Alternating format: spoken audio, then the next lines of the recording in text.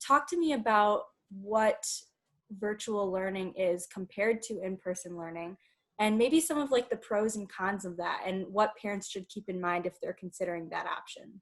So I would say, you know, as we've mentioned, that Michigan Virtual partners with schools, I think it's really important to stay partnered with local districts. I know that, you know, students and teachers and administrators all over the state want to see students, and we want what's best for students.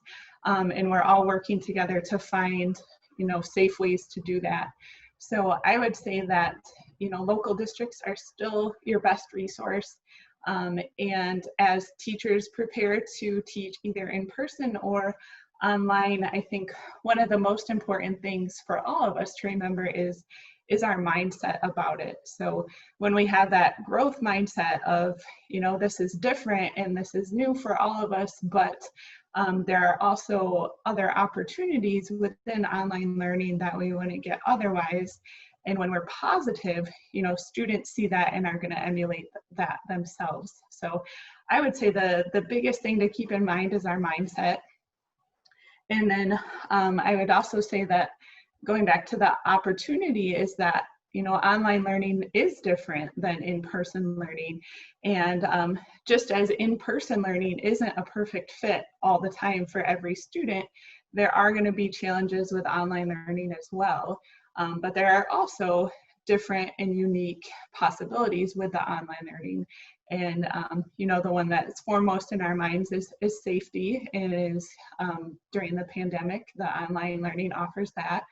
But there's also a chance in online learning for students to develop skills like time management and discipline and self-advocacy. And students need parents and they need teachers in order to learn those skills. And so we still have the opportunity, you know, as students, as teachers, as parents, to all work together to help our students develop those non-academic skills of time management, discipline, and self-advocacy that will really help them throughout their lives. So I see that as a major pro to online learning. And then and some other opportunities with online learning are the chance for, I think, increased student voice. I know as an in-person teacher, you hear the loud students most, and some of the quieter students, you know, you might not hear from as much, versus online learning, I think, kind of equals that playing field where students are able to communicate directly with the teacher. So there's more of that one-on-one communication. And I would say communication is my third tip of, you know, be that between students and teachers, between teachers and parents, clear communication, communication that is frequent and, you know, that assumes the best of each other. That's how we're going to make this the best fit for everyone. So assuming that, you know, we want what's best for each other and we're going to work together to get that, I think that's really key in a successful online learning environment. So are there any differences in virtual learning for maybe like K through, you know, 8 students versus 9 through 12 students?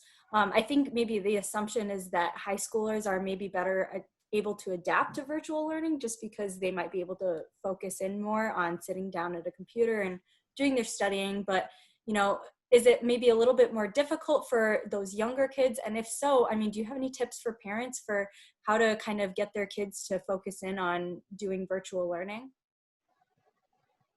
Sure, that's an excellent question. And as a French and health instructor, I see primarily high school level students, sometimes middle school, but I have 2 young daughters, and I would say that no matter the age, online learning isn't going to look like sitting down at your computer for 8 hours straight. It's really important to be cognizant of the attention span of your child or student and to work within those boundaries. So maybe for a younger student, that means sitting down, you know, and concentrating for 5 minutes and then going and doing some active play and incorporating those ideas that they're learning into your daily life, talking about it, looking for things to make connections to what they're learning online.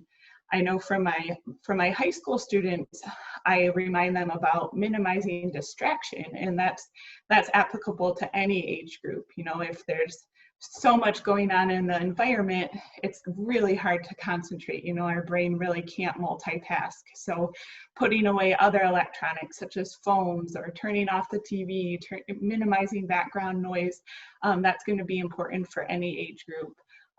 I mentioned taking breaks, and those breaks, it's really important that you're not using technology, so that you're getting up from your computer, you're being active, and you're not looking at a screen. That's essential to helping your brain refocus and be able to learn. So Amy, I don't think I had any more specific questions for you, but was there anything else that maybe I forgot to ask or that you feel is important to share with either teachers around the state or parents who, like I said, are considering that virtual learning in this upcoming school year and haven't done that before? Sure. So yeah, I touched on a lot of things. I think, you know, just as a teacher, to communicate again that, you know, we care about students even if we're not seeing them in our classrooms. You know, we're going to do our best to make this a positive experience for everyone involved.